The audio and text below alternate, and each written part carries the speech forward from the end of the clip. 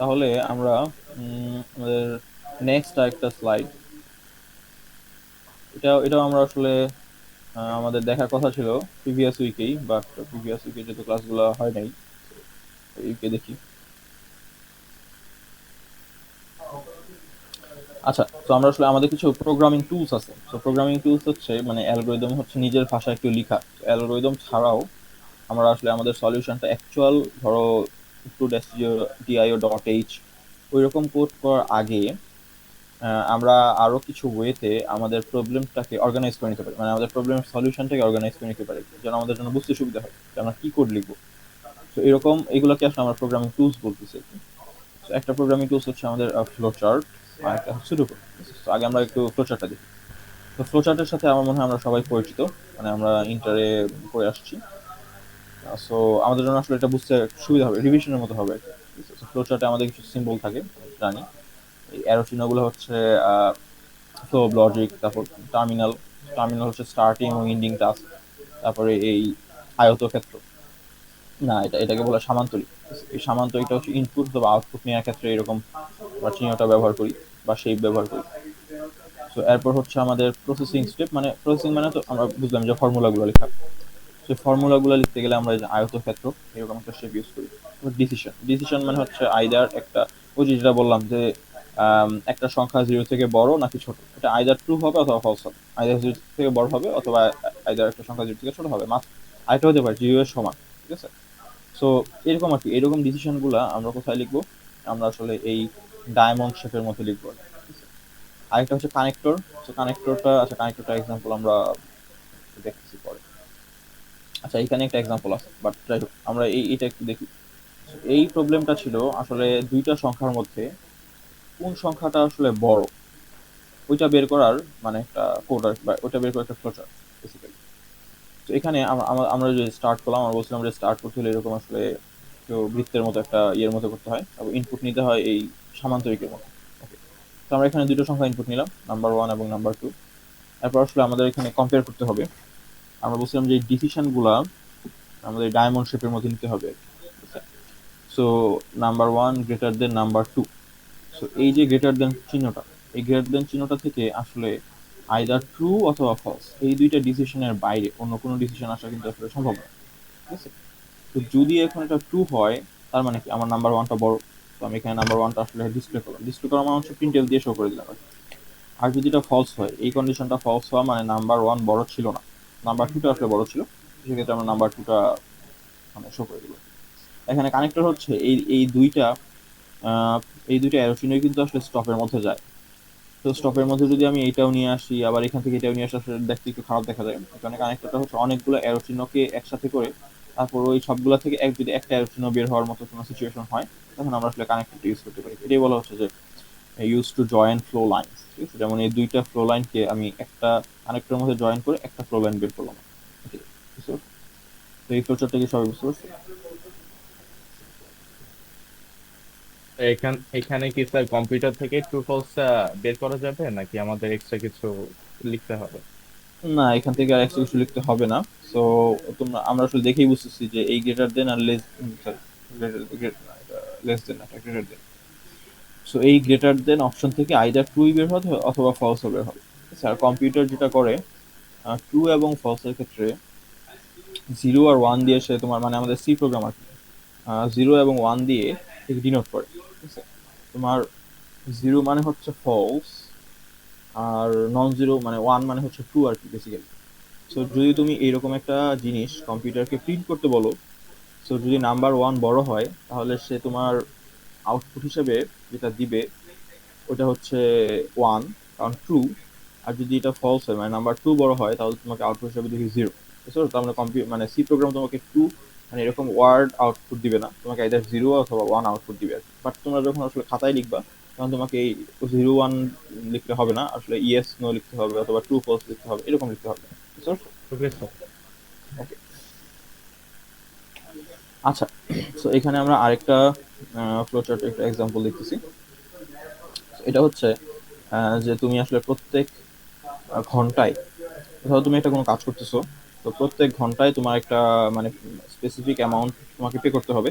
এখন তুমি কত ঘন্টা কাজ করলা এবং কত ঘন্টা কাজের জন্য তুমি টোটাল কতটুকু টাকা পাবা আর কি। ওটাই।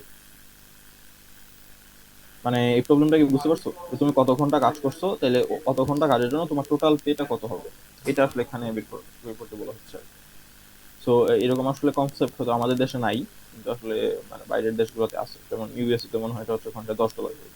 মানে তুমি যেই কাজই করো, তুমি যদি রাস্তা ঝাড়ুও দাও, তারপরেও তোমাকে আসলে ঘন্টায় $10 করে পে করতে হবে। মানে যে তোমাকে আসলে রাস্তা ঝাড়ু দেওয়ার কাজটা দিচ্ছে, তাকে তোমাকে আসলে $10, যদি সে টাকাটা না দেয় তাহলে তুমি আদালতে গিয়ে মামলা করতে পারবে আর কি তাদের বিরুদ্ধে। মানে লেবার লেবার লস, শ্রম শ্রম আইন যেটাকে বলে। Minimum wedge. Minimum wedge, yes, minimum wedge. So এটাই আর কি, যে তোমার মিনিমাম ওয়েজ কত এবং তুমি আসলে টোটাল কত ঘন্টা কাজ করছো, এই দুইটা আমরা আসলে ইনপুট হিসেবে নিচ্ছি। এবং এই দুইটা গুণ করে আমরা আসলে সে তার ওই দিনের জন্য টোটাল কত টাকা পে হইলো ওইটা বের করা ট্রাই করতেছে। খুবই মানে সিম্পল ফর্ম, জাস্ট একটা গুণ। তারপর আমাদের এটা দেখার উদ্দেশ্য হচ্ছে সুডো কোডটা দেখা।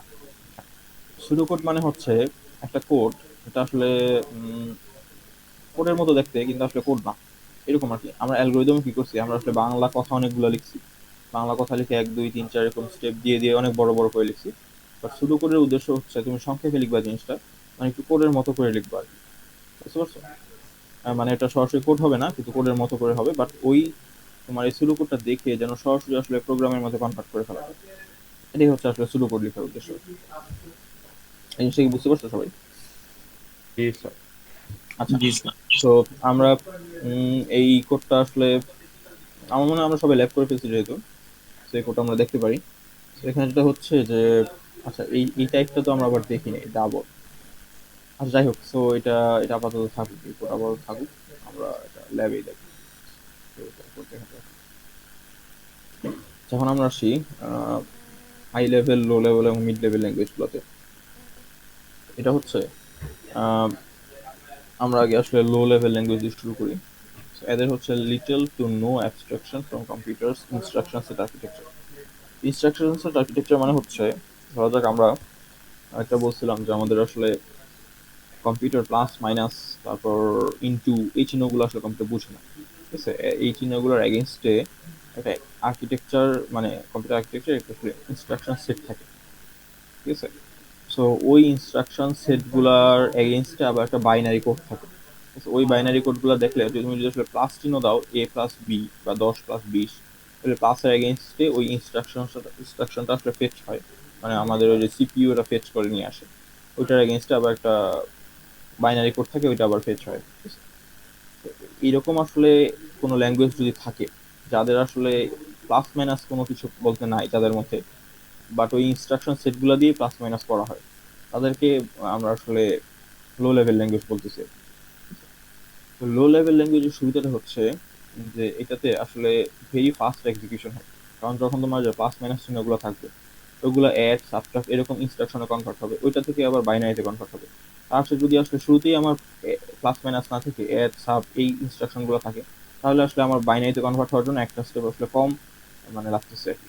তো এই কারণে আমি বলছি যে এই প্রোগ্রামগুলো কম্পিউটারে রান হয় খুব কুইকলি।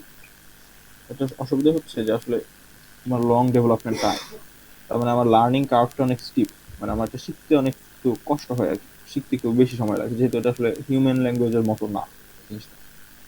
এটা হচ্ছে আমাদের লো লেভেল ল্যাঙ্গুয়েজের অসুবিধা। আচ্ছা, আমরা যদি হাই লেভেল ল্যাঙ্গুয়েজ নিয়ে একটু চিন্তা ভাবনা করি, তাহলে ওটা আসলে হিউম্যান ল্যাঙ্গুয়েজের মতোই আর কি। সো যেহেতু হিউম্যান ল্যাঙ্গুয়েজের মতো, এটা আসলে কম্পাইল হইতে সময়টা একটু বেশি লাগে আর কি।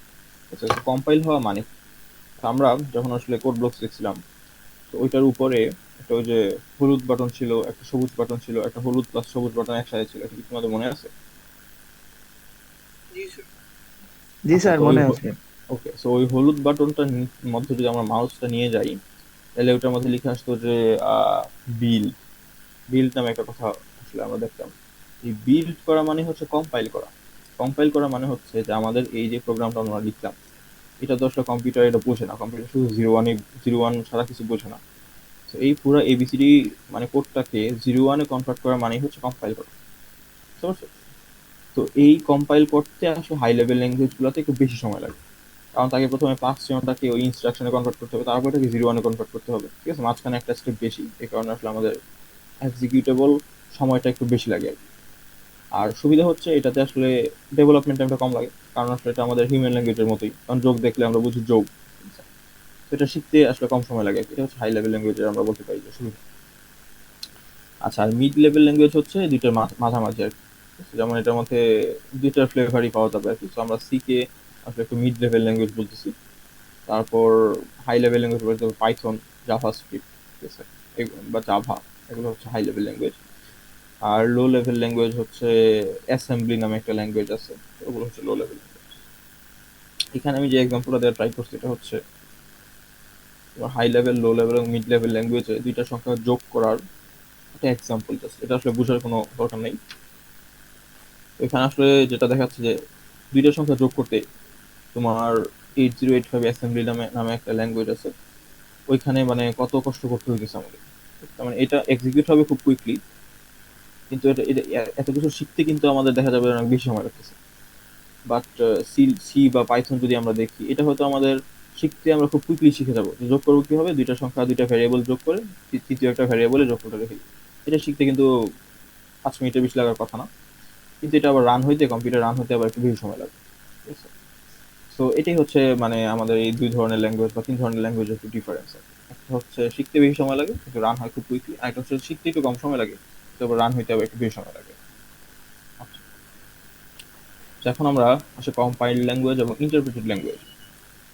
সো আমরা যেটা বলছিলাম যে আমাদের কম্পাইলার নামে একটা জিনিস আছে। তো কম্পাইলার জিনিসটার কাজ হচ্ছে সে, আমরা একটা আসলে এই এক্সাম্পল দেখতে দেখতে বা ছবি দেখতে দেখতে বোঝার ট্রাই করি। সো আমাদের ধরা যাক এরকম একটা কোড আছে। তো এ নামে একটা ভ্যারিয়েবল, বি, এই দুইটা আসলে দুইটা যোগ হয়ে সি এর মধ্যে থাকে, এখন সিটা আমাদের প্রিন্ট হয়। তো এখন কম্পাইলড ল্যাঙ্গুয়েজগুলোতে যেটা হয় যে এই পুরো কোডটা একসাথে আমার 01, বা 01 মানে কি, 01 মানে হচ্ছে এই যে ট্রান্সলেট করে বাইনারিতে কনভার্ট হয় আর কি। এবং এই পুরো কোডটা একসাথেই কনভার্ট হয় তারপর এটা এক্সিকিউট হয় মানে তোমার তোমার কাছে আসলে 10, 20, 30, 40 রকম রেজাল্ট শো করে, এই যে এই রেজাল্টটা শো করে, তারপর সে আসলে স্টপ হয়ে যায়। তার মানে কম্পাইল ল্যাঙ্গুয়েজ হচ্ছে পুরা কোড একসাথে বাইনারিতে কনভার্ট হয়, বাইনারি করে কনভার্ট হয়। এটা হচ্ছে আমার কম্পাইল ল্যাঙ্গুয়েজ একটা বৈশিষ্ট্য বা উদাহরণ আর কি। আচ্ছা, আরেক আরেক ধরনের ল্যাঙ্গুয়েজ আছে যেটাকে আমরা বলছি ইন্টারপ্রিটেড ল্যাঙ্গুয়েজ। ইন্টারপ্রিটেড ল্যাঙ্গুয়েজ হচ্ছে তা আসলে লাইন বাই লাইন আসলে বাইনারিতে কনভার্ট হবে। এখানে তো আসলে পুরোটা একসাথে কনভার্ট হচ্ছিল, এখানে আসলে প্রত্যেক লাইন আসলে তোমার মানে ইন্টারপ্রেটার নামে একটা প্রোগ্রাম আছে এখানে আলাদা। এটা এটা ছিল কম্পাইলার, এটা হচ্ছে ইন্টারপ্রেটার। তো লাইন বাই লাইন সে ইন্টারপ্রেটার মানে বাইনারিতে কনভার্ট করে এক্সিকিউট করে, তারপরের লাইন সে বাইনারিতে কনভার্ট করে এক্সিকিউট করে, এইভাবে আসলে লাইন বাই লাইন এক্সিকিউশনটা হয় আর কি। এখানে পুরোটা একসাথে হইতো, এখানে লাইন বাই লাইন হয়, ঠিক আছে? এটা হচ্ছে মানে ইন্টারপ্রেটেড ল্যাঙ্গুয়েজের আসলে কি বলা হয় এটাকে, মানে একটা ভিজুয়াল রিপ্রেজেন্টেশন। আচ্ছা, তো এখন মানে আমাদের মনে প্রশ্ন আসতে পারে যে এই দুই ধরনের ল্যাঙ্গুয়েজ আসলে কেন ডিজাইন করা হয়, মানে এক ধরনের ল্যাঙ্গুয়েজ রাখলে কি সমস্যাটা ছিল। মানে আমি তোমাদের একটা ধরো একটা এক্সাম্পল দিই, রিয়েল লাইফ একটা এক্সাম্পল দিই। ধরা যাক তুমি আসলে